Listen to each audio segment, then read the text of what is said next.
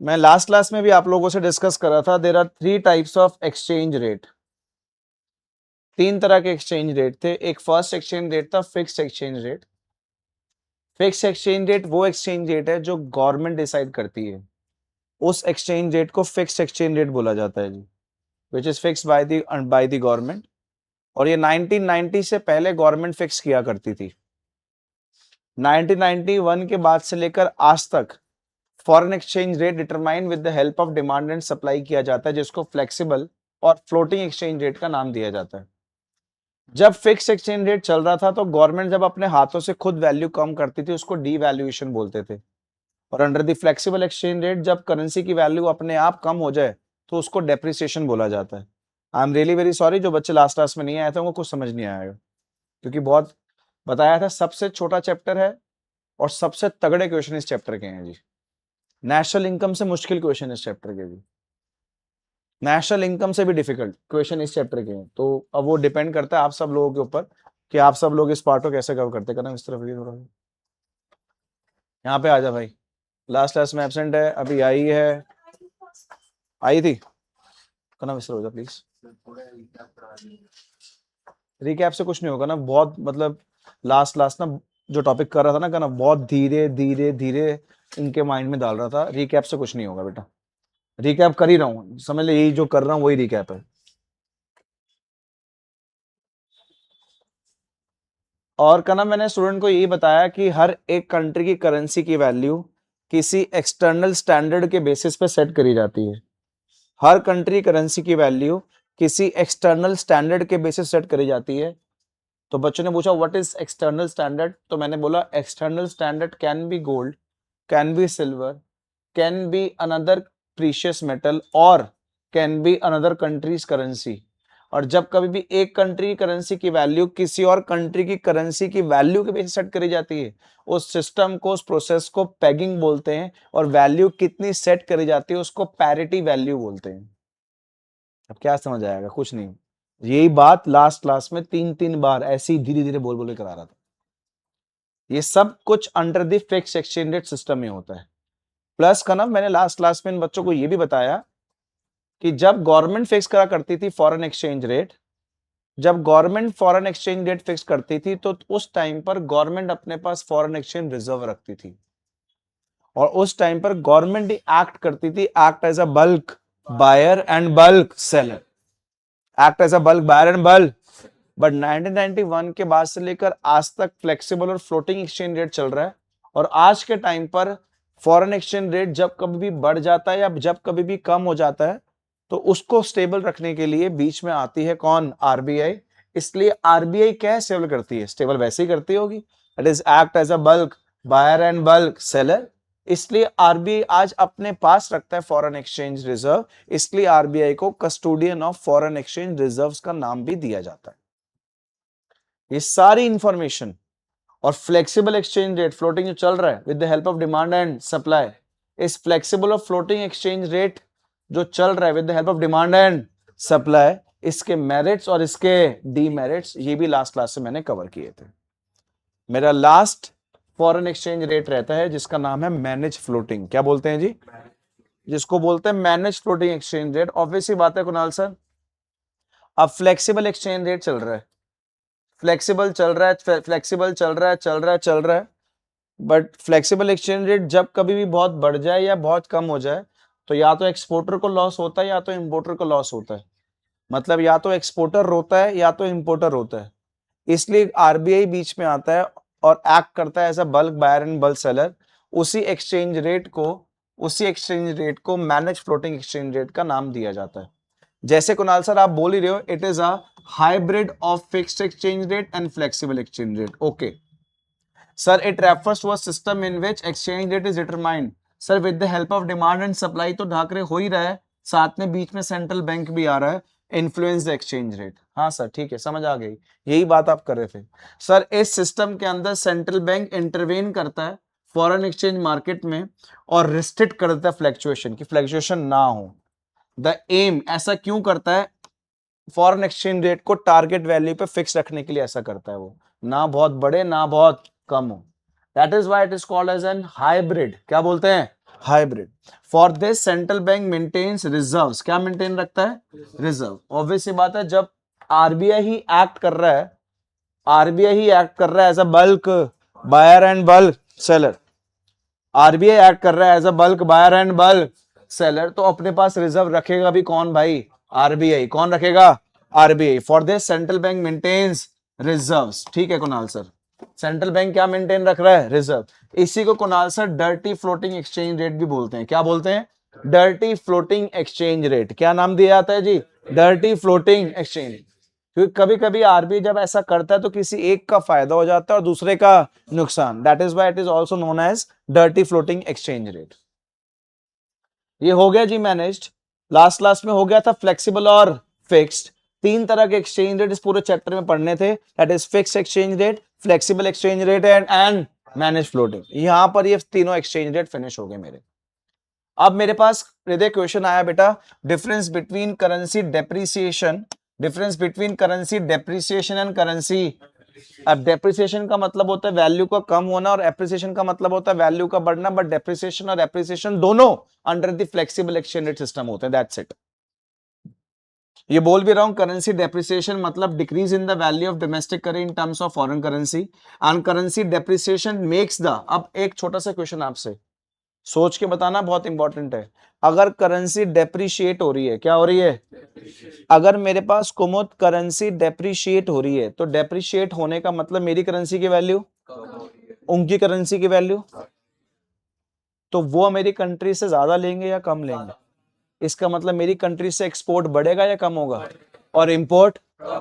ये आज सारे मिलकर बोल रहे हैं, मैं तो कसम से बता रहा हूं ईयर के एंड तक भी आंसर नहीं दे पाएंगे ये, क्योंकि कभी भी कोई बच्चा चेन नहीं बना पाता, इतनी दूर तक सोच नहीं पाता। या फिर मैक्सिमम क्या होगा, एट द एंड बच्चे लर्न कर लेंगे, जब कभी करेंसी की वैल्यू कम हो तो एक्सपोर्ट बढ़ेगा और इंपोर्ट, ऐसे लर्न कर लेंगे फिर। बट ये चेन बनानी है। चेन कैसे बनती है? सर मेरी करेंसी की वैल्यू कम होगी तो मतलब उनकी करेंसी की वैल्यू बढ़ेगी, मतलब उनके लिए हमारी कंट्री के गुड्स सस्ते हो गए, मतलब हमारी कंट्री से अब वो गुड्स ज्यादा लेंगे। अब हमारी कंट्री से जब वो गुड्स ज्यादा लेंगे तो इसका मतलब हमारी कंट्री से एक्सपोर्ट बढ़ेगा और हमारी कंट्री, हम, हमारे लिए उनके गुड्स महंगे हो गए और हम लोग इंपोर्ट। इसको चेन बना कहते हैं। बहुत कम बच्चे चेन बना पाएंगे और इसी चेन के बेसिस पर लाखों क्वेश्चन पूछ जाएंगे फॉरेन एक्सचेंज चैप्टर में से। यही क्वेश्चंस हैं जो मैं कह रहा था ना, बड़े तगड़े क्वेश्चंस आते हैं। तगड़े क्वेश्चन यही हैं जो चेन नहीं बनती, चेन में से बीच में से क्वेश्चन पूछे जाते हैं, इस चेन में से। नेशनल इनकम की न्यूमेरिकल थ्योरी हो जाते हैं, ये चेन नहीं बन पाती बच्चों से। और हर बार की स्टोरी है ये, हर साल की स्टोरी है। अच्छा पढ़ने वाला बच्चा भी चेन बनाने में बहुत दिक्कत हो जाती है उसे। इसलिए चैप्टर जब आप पहली बार कर रहे हो तो उसको अभी खत्म कर देना, बाद में दिक्कत ना करे ये चैप्टर। और यहां पर भी ये बात लिखी है कि हाँ डेप्रिशिएशन का मतलब समझ आ गया। Rupee is set to be depreciating if dollar पहले राइज हो गया कितने 56, अब कितने देने पड़ रहे हैं 60।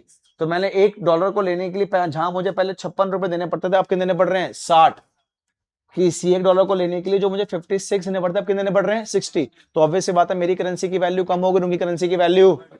ऑब्वियस सी बात है मेरे लिए उनके गुड्स महंगे होंगे और उनके लिए मेरे गुड्स। ऑब्वियस सी बात है मेरी कंट्री से गुड्स आ जाएंगे और उनकी कंट्री से गुड्स कम आएंगे। ऑब्वियस सी बात है एक्सपोर्ट बढ़ेगा और इंपोर्ट कम होगा। पढ़ने पे ध्यान दे दे, पढ़ने पे ध्यान दे दे मेरे भाई।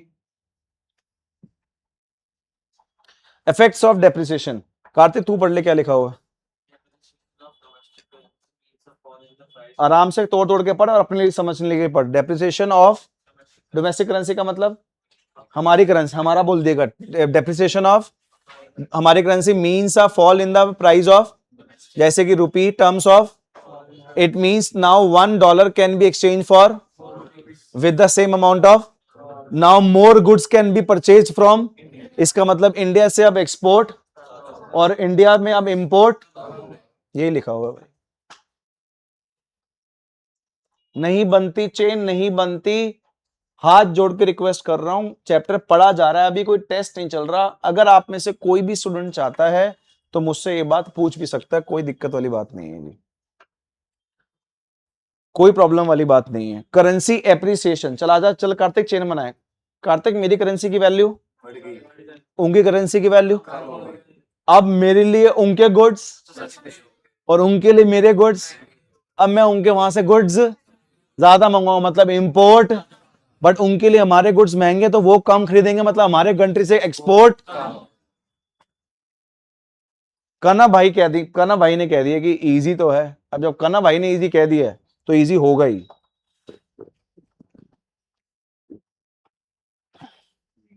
लेना भाई, कोई बात नहीं यार। अरे ले ले कॉफी, उड़ जाना फिर। करेंसी एप्रिसिएशन, मैं रीड नहीं कर रहा, मैं नहीं कर रहा रीड, इफेक्ट रीड करता हूँ चलो। कि मेरी करेंसी की वैल्यू अगर एप्रिशिएट हो जाएगी तो क्या होगा। सर करेंसी की वैल्यू एप्रिशिएट हो जाएगी डोमेस्टिक करेंसी की, मतलब हमारी करेंसी के अब उनकी करेंसी को लेने के लिए मुझे पहले से कम देना पड़ेगा। पहले मुझे 55 रुपए देने पड़ते थे डॉलर को लेने के लिए, मुझे 50 रुपए देने पड़ रहे हैं। वेरी गुड, यही मतलब हुआ।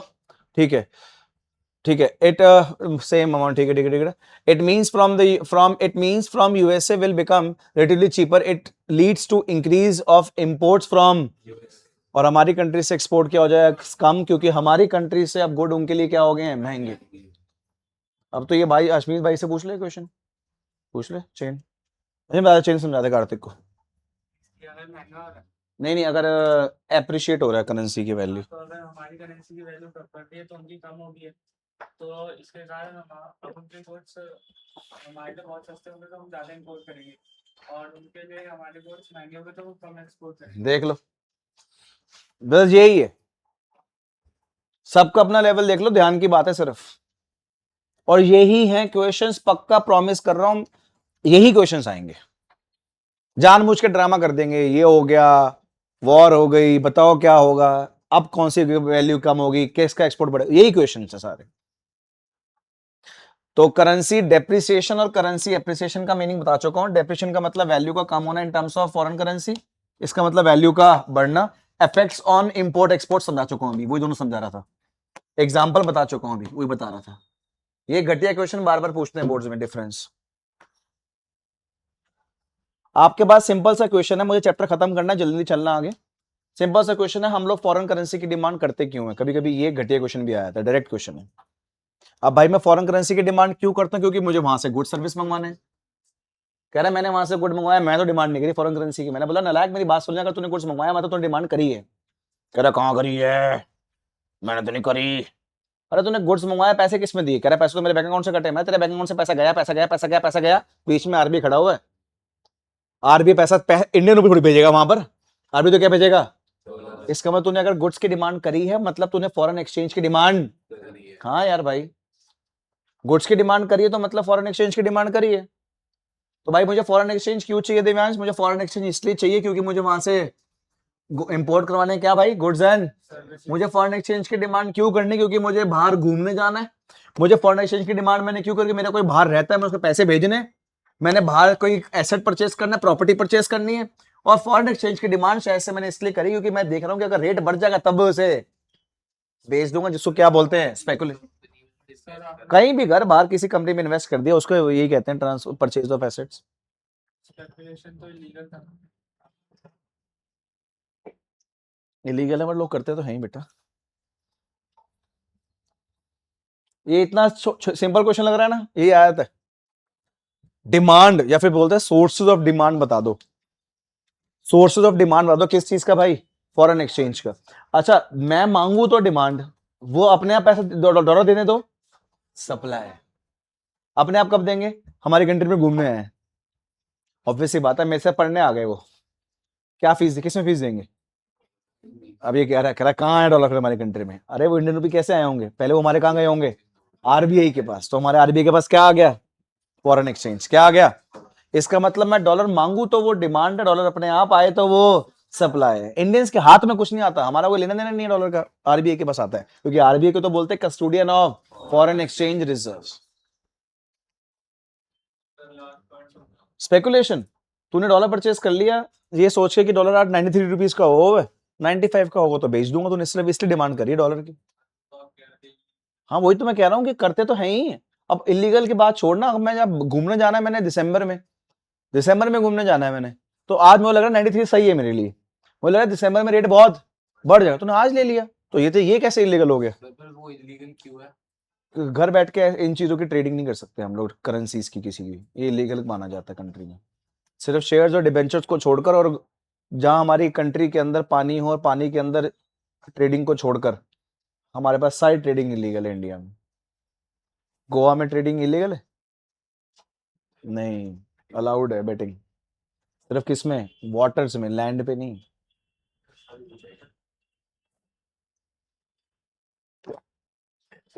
हमारे इंडिया में बहुत बड़े कैसीनो में कहाँ है? अबे लॉ है क्या, मैंने कैसे पढ़ा था, कह रहा ये कैसे, अच्छा गोवा गए थे। अरे भाई सारे इलीगल एक्टिविटी, साइड गैम्बलिंग आपके नेपाल में अलाउड है। नेपाल किसका पार्ट है, इंडिया का? अलाउड है सर।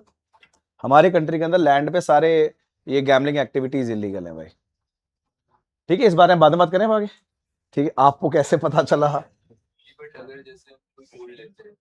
बोला हाँ, बिल्कुल लीगल है वो, लीगल मतलब वो तो एसेट हो गया ना, प्रॉपर्टी परचेज वैसे ऐसे होता है, वो भी एसेट है, एसेट तो आप कभी भी ले लो। यहाँ देखो, अनाया बाद में। अच्छा अनाया, अब छोटी सी सिंपल सी बात बेटा, कुणाल सर, फॉरेन एक्सचेंज की लोग, फॉरेन एक्सचेंज की डिमांड लोग क्यों करते हैं, मतलब हम लोग फॉरेन करेंसी की डिमांड क्यों करते हैं? अभी आपने बताया बहुत सारे काम है, इंपोर्ट करवाने के लिए, वहां घूमने के लिए, आपका कोई बाहर है तो आप वहां पैसे भेज रहे हो उनको, तो ट्रांसफर्स के लिए, स्पेकुलेटिव एक्टिविटी के लिए, बाहर किसी कंट्री में एसेट्स को परचेज करने के लिए, इन सब रीजंस की वजह से मैं फॉरेन करेंसी की डिमांड करता हूं जिंदल, इन सारी एक्टिविटीज की वजह से। अब जब मैं फॉरेन करेंसी की जिंदल डिमांड कर रहा हूं तो ध्यान से देखियो,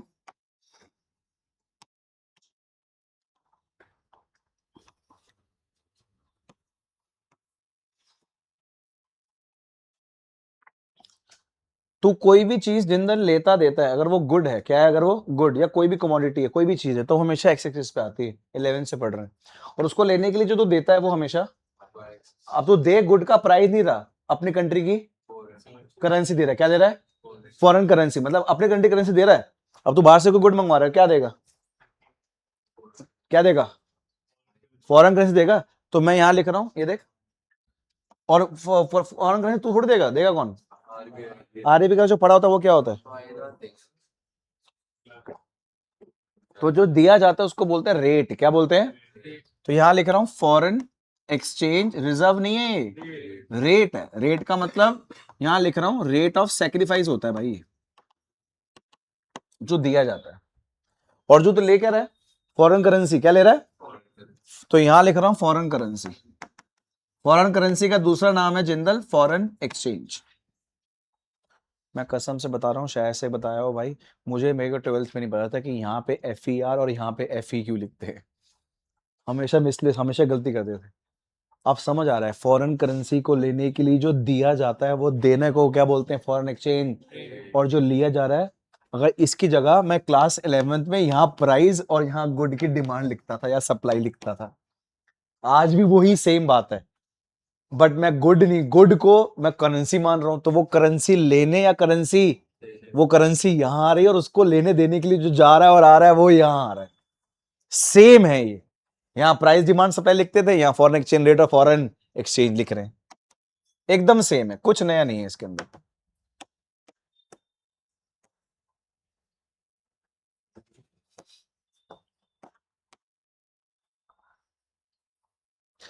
ये पर्टिकुलर, जैसे जैसे मेरे पास ये है, वैसे ही सारे क्लासेस के अंदर हम लोगों ने डिमांड और सप्लाई ही करी है बेटा।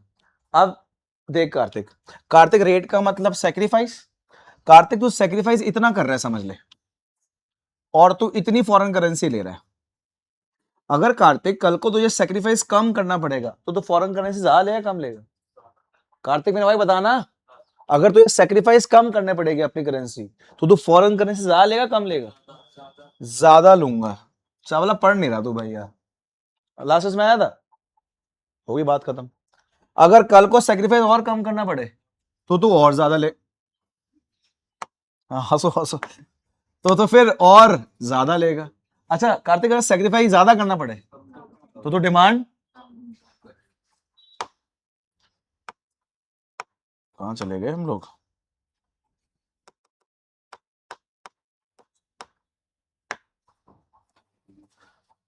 अगर तू फॉरेन करेंसी को सेक्रीफाइस, तुझे क्या करना पड़ेगा कार्तिक, अगर ज्यादा, तो डिमांड फिर, तो ये फॉरेन एक्सचेंज की डिमांड दिखा रहा था भाई, अगर सेक्रीफाइस ज्यादा करना पड़ेगा तो डिमांड फिर तो और। कार्तिक जी जो लोकस देख रहा है, इन लोकस को अगर तू ज्वाइन कर देगा मेरे भाई, इसको फॉरेन एक्सचेंज का डिमांड कर्व बोलते हैं। क्या बोलते हैं? फॉरेन एक्सचेंज का डिमांड कर्व, जो कि कार्तिक कैसा जा रहा है भाई? जो कि जा रहा है डाउनवर्ड स्लोपिंग। कैसा जा रहा है?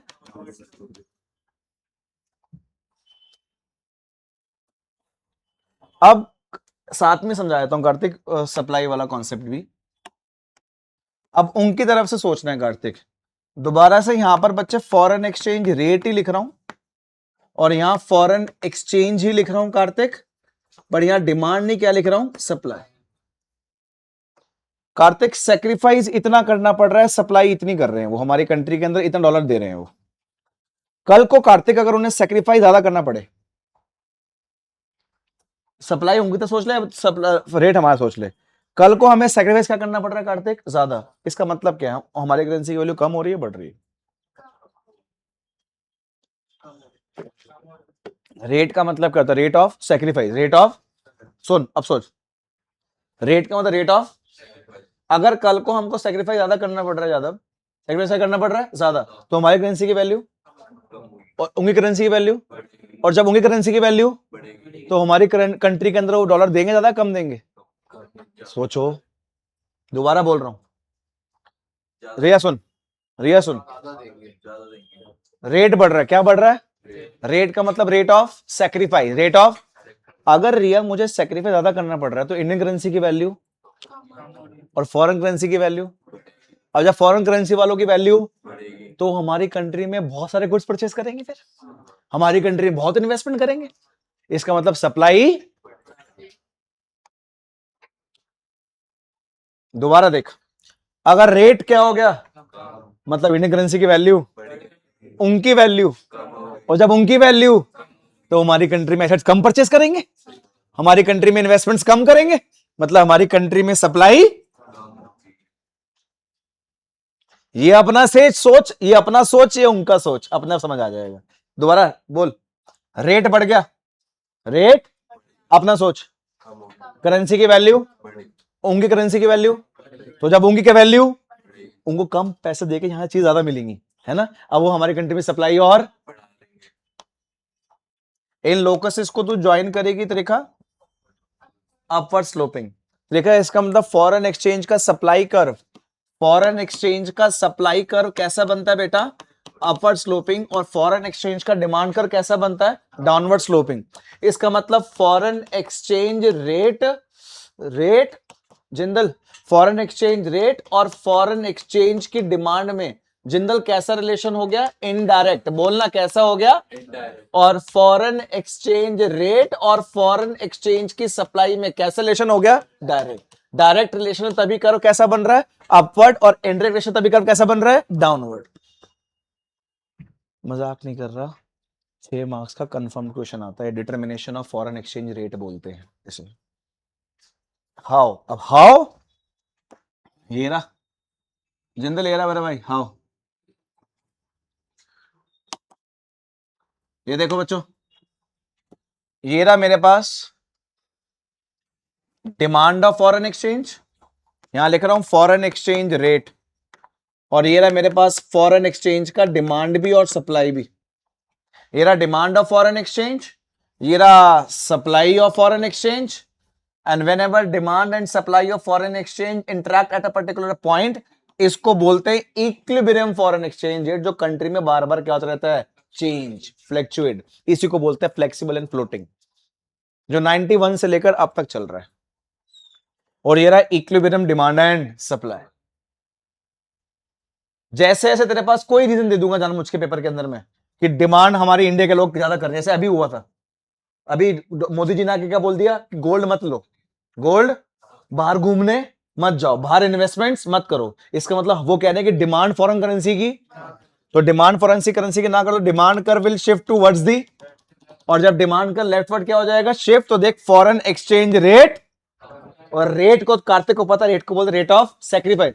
मतलब कार्तिक कह रहे हैं कि कुणाल से इससे सेक्रीफाइस हमें, और सेक्रीफाइस कम करना पड़ेगा, मतलब इंडियन करेंसी की वैल्यू और फॉरेन करेंसी की वैल्यू। यही तो मेन गेम थी यार। बेटा आप लास्ट क्लास में आए नहीं थे ना। चैप्टर का नाम ही फॉरेन एक्सचेंज रेट है। भाई साहब क्वेश्चन पूछ रहे हैं, कह रहे फॉरेन एक्सचेंज रेट की डेफिनेशन क्या है? Foreign exchange rate is the rate at which the domestic currency is sacrificed to obtain the foreign currency. बोल, the rate at which domestic currency is to obtain the, that rate is known as, and there are three types of foreign exchange rate: fixed exchange rate, flexible exchange rate and managed floating. क्या? और country में चल कौन सा है? Flexible and floating. और जब कभी भी बिगड़ जाता है, बीच में कौन आता है? आरबीआई. तब क्या बोलते हैं? मैनेज. चैप्टर 4 पेज का है, पर चैप्टर में सोचना ज्यादा है. 4 पेज का चैप्टर बोल चुका स्टार्टिंग में. क्या कहते हो जिंदल जी? सही बात है. अब देख जिंदल, यहां पे आ जाते हैं बेटा.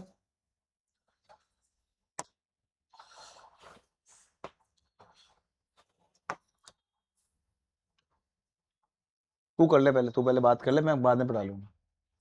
इससे पूछनी थी, पूछ ले.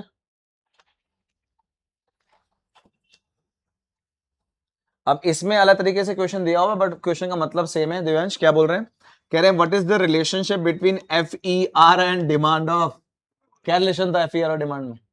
इनडायरेक्ट. कैसा था? फॉरेन एक्सचेंज रेट बढ़ेगा तो डिमांड तो है ना. तो देख अब इसमें एग्जैक्टली क्या लिखा हुआ है. इतना बड़ा पैराग्राफ लिखा हुआ, बात वही है. कार्तिक 2-3 लाइनें पढ़ा रहा हूँ, ध्यान से देख बेटा. There is an between the price of and demand of that. जितना हायर क्या होगा कार्तिक, उतनी तो lower is the demand for. और जितना लोअर क्या होगा कार्तिक, उतनी हायर क्या होगी. 11th की याद आ गई, हम जब लाइनों को ऐड करने के लिए लिखते थे. अब उसमें एग्जांपल डालते कार्तिक कि higher the price of US $, in तो lower is likely to be its. अब उसमें सपोज कर दे, सपोज. अरे क्या वही सेम बात है बार बार. एग्जांपल सपोज पहले हमें $1 लेने के लिए 50 रुपए देने पड़ते थे. अब $1 लेने के लिए 40 देने पड़ रहे. कितने देने पड़ रहे हैं? तो हमारी करेंसी की वैल्यू और उनकी करेंसी की वैल्यू, अब हम डॉलर पहले से ज्यादा लेंगे. ये सेम एग्जांपल दिया हो भाई. दे 2014, 15, 16 से भी इस नोट से पढ़ाता था. आज भी सेम है भाई यार. 9th का सिलेबस चेंज हो गया. दे अब अगले साल 10th, फिर उसका अगले साल, फिर उसके अगले साल. 3 साल लगेंगे भाई 12th का सिलेबस चेंज होने में. मैंने भी इसी से पढ़ा है अपनी 11th 12th में. सोचो यार क्या कंटेंट है यार. बहुत बेसिक हो गया है. 9th में है अभी BOP फॉरेन एक्सचेंज. तुमको पता है? 9th में तुमको बताया था मैंने कि चेक कर लेना. बैंकिंग, क्रेडिट क्रिएशन 9th में है भाई. Central problem, what to produce, how to produce and for whom to produce. Equilibrium, ADS 9th में, 9th 10th में आएगा ये. तो आप प्लीज, मैं आपको इसलिए बता रहा हूँ कि आपके लिए बहुत इजी है यार. आप अपने माइंड से डेवलप हो चुके. सिलेबस अभी वही है वही. और ये देखिए कार्तिक, ये भाई मेरे क्वेश्चन आ गया. सोर्सेज बता दो किसके. अब तूने पहले सोर्सेज किसके बताए थे? डिमांड के. कि हम लोग फॉरेन करेंसी की डिमांड क्यों करते हैं. तो उसी का उल्टा बोल दे कि वो हमारी कंट्री में सप्लाई. क्या पता उनके कोई लोग हमारी कंट्री में रहते हो तो ट्रांसफर भेज रहे हो. क्या पता हमारी कंट्री में क्या कर रहे हो, इन्वेस्टमेंट. क्या पता हमारी कंट्री से गुड्स वो इंपोर्ट करवा रहे हो. क्या पता वो स्पेकुलेशन कर रहे हो. इसका तुमने डिमांड के सोर्स बताए थे ना. ये किस सोर्स हैं? सप्लाई के. बताइए मीर क्या सोर्स है. बोल. Exports of foreign. वहां से क्या आ रही है? इन्वेस्टमेंट. FDI होता है या FII होता है? अच्छा, बाहर से क्या आ रहे हैं? ट्रांसफर्स. क्या आ रहे हैं? बाहर के लोगों को इंडिया में रहता होगा, अपने भाई बहन रहते होंगे, देने होंगे पैसे यार. नेक्स्ट, वो लोग क्या कर रहे हैं? वो इंडियन रुपी क्यों ले रहे हैं? क्या लेने, क्या करने के लिए? स्पेकुलेशन. उसी का उल्टा तो है. और अभी तूने बताया था डिमांड और फॉरेन एक्सचेंज रेट में कैसा रिलेशन था? इनडायरेक्ट. और सप्लाई और फॉरेन एक्सचेंज में कैसा रिलेशन है? ये रहा वो. ये देख, देयर इज अ, करवाया था ना अभी, दिखाया था ना येलो में लेफ्ट हैंड साइड में. There is a between the price of and the supply of. The higher the price, the higher is the lower the price. ये उसका सपोज पढ़ लेते. तो एक सेकेंड, खत्म हो गया इस टॉपिक. सपोज ही पढ़ लेते हैं. बोल. Suppose the price of US $, in India falls from. It means that earlier USA could buy US वाले $1 देते थे हमारे इंडिया में और ₹50 के हमसे गुड ले लेते थे। अब देंगे तो अभी भी वो डॉलर एक ही, बट उन्हें गुड कितने के मिलेंगे? मतलब हमारी करेंसी की वैल्यू उनकी करेंसी की वैल्यू, और जब उनकी करेंसी की वैल्यू तो वो सप्लाई ऑटोमेटिकली, तो रेट भी कम हो गया, सप्लाई भी, और सप्लाई और रेट में कैसा रिलेशन? डायरेक्ट। वही तो सिखा रहा हूं। बट पता है प्रॉब्लम किस बात की है बच्चों? देखा अभी भी क्लास के 10 से 15% बच्चे ऐसे जिनको समझ नहीं आ रही, बच्चों चुपचाप बैठे हुए हैं, कह रहे नहीं पूछना, ना ना ना, चुपचाप चुप। पूरे साल तंग करेगा चैप्टर है। मैं तो नाम लेके पूछ सकता हूँ अभी, बता दो, नाम लेके पूछ लूंगा अभी, नहीं बता पाएगा वो आंसर। पूछूं?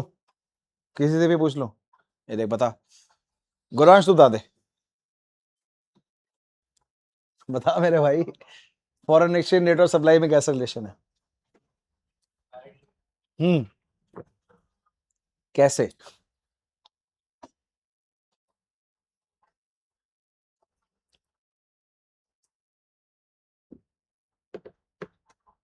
कुमुद मेरी बहन समझाएगी। चल बेटा, क्या बता रहे हैं यार, क्या बात करते हो तुम यार, क्या बता, अभी ना बता पा रहे हो, बट चैप्टर बहुत इजी तुमको बता रहा हूँ मैं, कुछ है नहीं इसके अंदर भाई, और आपको बोल सोचना पड़ेगा, चेन माननी पड़ेगी, चेन। और ये देख, तू पढ़ने वाला बच्चा है ही, मैं तो बोल नहीं रहा, मैं तो बोल सबको ये बोल रहा था मैं। और ये लास्ट क्वेश्चन आ गया भाई चैप्टर का, last question, process of determination. वो भी बता, डिटर्मिनेशन कैसे? डिमांड कर वीजा, सप्लाई कर visa, wherever demand intersect the supply, we get the equilibrium exchange rate, we get the equilibrium, और जहां वो मिलता है उसको देखिए, देख प्लीज कार्तिक बोल बेटा, flexible exchange rate is determined with the interaction of forces of demand and the equilibrium exchange rate is determined at a level where for foreign exchange is equal to the as seen in the diagram, diagram अभी आएगा, चल दिखाई देता हूँ ये रहा, कहाँ है डायग्राम जो था, as seen in the, हाँ जी लिखा वही है यार, देख बना दो, मेरे साथ बना लेते हैं ना हम लोग, फिर क्या हो गया, as seen in the diagram demand and supply of foreign exchange measured on the, ये रहा मेरे पास कौन सा कर्व? Demand curve. ये रहा मेरे पास कौन सा कर्व? Supply curve. ये दोनों हमेशा मेजर किस पे किए जाते हैं? एक्स एक्सिस पे। किस पे किए जाते हैं बेटा? And the rate of foreign exchange किस पे करे जाते हैं मेजर? तो फॉरेन एक्सचेंज क्या था कार्तिक भाई? Rate. DD is the demand curve, इसका नाम डीडी है जो डाउनवर्ड स्लोपिंग कर्व है, and SS is the supply curve जो कि अपवर्ड स्लोपिंग कर्व है, और both curve intersect each other at point E. The equilibrium exchange is determined by O R, क्या है? O, and equilibrium quantity is determined O Q. सिर्फ इसके और इसके 6 मार्क्स हैं भाई। हाँ भाई यार, कि आपने कैसे बनाया है ऐसे और क्या है, यही मार्क्स हैं भाई। हर टीचर देती है ये वाला क्वेश्चन है, how the flexible exchange rate is determined, how floating exchange rate is determined. आपने ऐसे लिखना है, डी डी ये, एस एस ये, O R is the equilibrium foreign exchange rate, O E is the equilibrium quantity, same ऐसा लिखना है। वो डायग्राम बनाना, आपके सामने थ्योरी पढ़ते पढ़ते डायग्राम बना दिए। अब जब ऑब्वियस ही बात है, इकोनॉमिक्स का एक रूल है कार्तिक, अगर तू अपनी टीचर को ये बता रहा है कि जहां पे डिमांड सप्लाई आपस में इंटरसेक्ट कर रहे हैं वही इक्विलिब्रियम है, तो तूने अपनी टीचर को ये बताना है कि जहां पे इंटरसेक्ट नहीं कर रहे वो इक्विलिब्रियम क्यों नहीं है।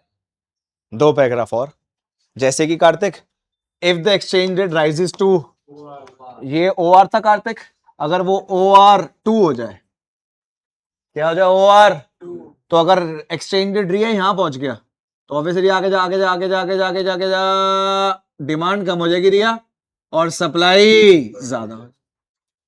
इसी OR2 पर बेटा, इसी OR2 पर रिया डिमांड कम हो जाएगी और सप्लाई ज्यादा हो जाएगी। रिया इसी को बोलते हैं situation that is known as excess supply. Excess demand कौन कह रहा है भाई? क्या बोलते हैं? Excess supply. क्या बोलते हैं? एक्सेस। और जब रिया और एक्सेस सप्लाई होगा, एक्सेस, जब वो हमारी कंट्री में डॉलर दे रहे हैं, हमारी कंट्री में डॉलर में इन्वेस्टमेंट कर रहे हैं, हमारी कंट्री के अंदर ट्रांसफर्स दे रहे हैं, तो हमारी करेंसी की वैल्यू बड़ा कम हो जाएगी। हम मांग नहीं रहे डॉलर, वो अपने आप देते रह रहे हैं, तब भी हमारी करेंसी वैल्यू कम हो जाएगी। ये तो वैसे जनरल रूल है इंसान का। कोई चीज अगर आप डिमांड ही नहीं कर रहे, अगर अपने आप सप्लाई हो तो उसकी चीज की वैल्यू तो धीरे धीरे कम हो जाएगी और हमारी करेंसी की वैल्यू बढ़ जाएगी। और इसका हमारी करेंसी की वैल्यू बढ़ जाएगी तो अब रेट ऑफ सेक्रीफाइस हमें, रेट अपने आप जो OR2 था वो कम होते होते किस पे आ जाएगा, OR पे। एक्सेस, वो भूल गए क्या क्लास 11th वाला, excess supply is a situation whenever the supply is more than demand. Supply ज्यादा है किससे, डिमांड। और जब बेचने वाले ज्यादा और खरीदने वाले, तो चीजों का जो रेट है वो धीरे धीरे और किस पे आ जाएगा, इक्विलिब्रियम पे। किस पे आ जाएगा? अब उल्टा बोल, उल्टा बोल। अगर ये यहां पे भी ये लिखा है, ये देख, if the exchange rate is OR1, क्या ये रहा OR1 हो गया, ये हो गया भाई रोहन, लेके जा इसको आगे, लेके सप्लाई कम होगी रोहन, और अब डिमांड, तो at OR1 Rohan, at OR1 supply is less than, हम डिमांड कर रहे डॉलर की, कर रहे, वो सप्लाई नहीं कर रहे। अब बताओ हमारी करेंसी की वैल्यू और उनकी करेंसी की वैल्यू, मतलब अब हमें सेक्रीफाइस पहले से, सेक्रीफाइस तो रेट बोलते हैं, तो रेट अब धीरे धीरे और किस पे आ जाएगा, इक्विलिब्रियम। देखा ये पैराग्राफ और डायग्राम के ऊपर वाला हिस्सा और डायग्राम के ये पूरा कंप्लीट हो गया। देखा जिंदगी में आज के बाद सिर्फ बोर्ड्स में हाथ लगाइए उसको, खत्म, इतना ही है, कसम से कह रहा हूं इतना ही है। पूछते ही हमेशा डिटर्मिनेशन ऑफ एक्सचेंज रेट, इतना ही, यही सेम। बट इकोनॉमिक्स का रूल है बस कि जहां तुम इक्वल प्रूफ कर रहे हो बस बता दो क्यों, कि उसके ऊपर क्या और उसके, तो यही ड्रामा करना, OR1 OR2 यही बोलना। नीचे होगा एक्सेस डिमांड, ऊपर होगा, जब एक्सेस सप्लाई होगा तो रेट अपने आप कम हो जाएगा, एक्सेस डिमांड होगा तो रेट अपने आप और इक्विलिब्रियम पे आ जाएगा। सेम स्टोरी, सेम थ्योरी, हमेशा आएगा ये क्वेश्चन भाई।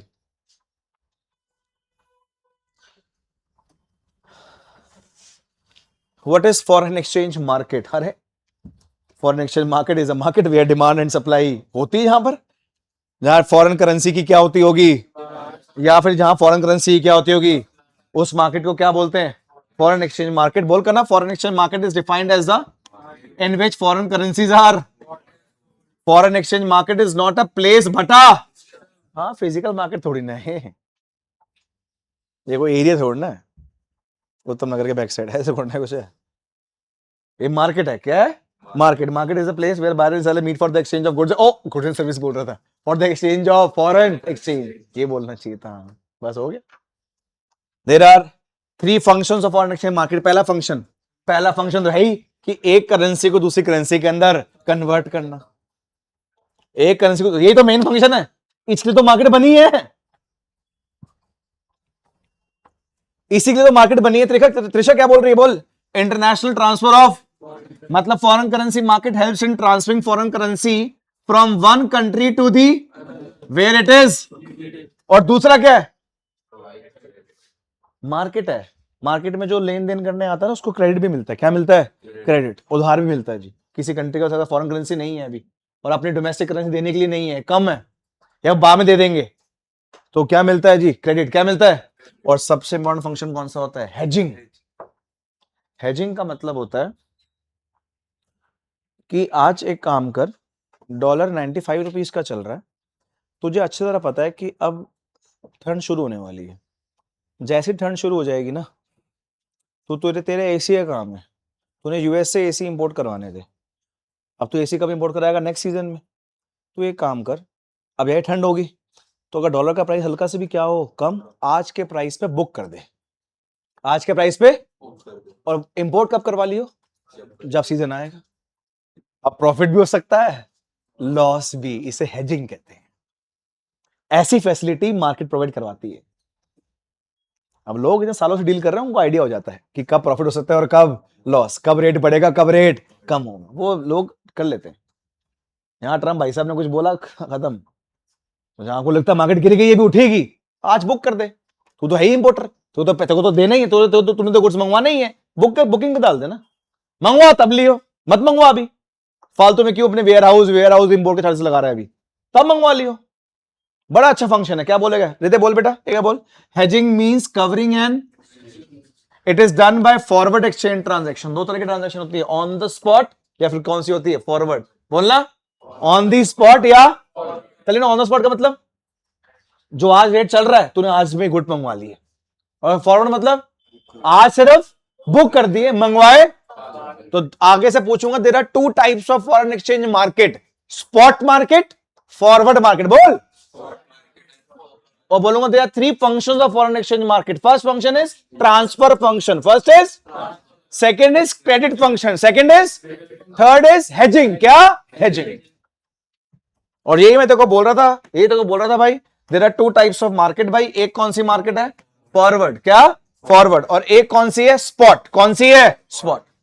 स्पॉट का मतलब, और फॉरवर्ड मतलब काटे स्पॉट पर, काटे स्पॉट पर। It occurs if the operation is of, it is also called a, अब एमसीक्यू आ जाएगा, it is also called a spot market of foreign exchange useful for the, जबकि कार्तिक ये पढ़ भाई, the forward market for a covers transaction which occurs at a book। आज कर दिए, usually most international transaction occurs much that is beyond the value date when the transaction is signed। so there are two types of market, सारे मिलके बोलेंगे कौन कौन सी? spot market and there are three functions of foreign exchange market। first function is transfer, second credit, third hedging। and what is foreign exchange market? where buyer and seller meet for the exchange of foreign exchange। खत्म, chapter यही था। यहां से question start हो जाते हैं। Chapter दोबारा से बता रहा हूं, चैप्टर्स बहुत छोटा था, 3-4 पेज, 4 पेज चैप्टर होता है, कोई सी बुक उठा लो आप, कोई सी बुक, 4 पेज चैप्टर है। क्वेश्चंस अच्छे हैं, अच्छे क्वेश्चंस हैं जी। कमिंग सैटरडे आप लोगों का टेस्ट है, मैसेज आपके पास आ गया, सिर्फ बीओपी का है आई थिंक। सिर्फ किसका है जी? BOP, that is balance of payment. Thank you. Theory भी थोड़ी सी, मोस्टली एमसीक्यू है।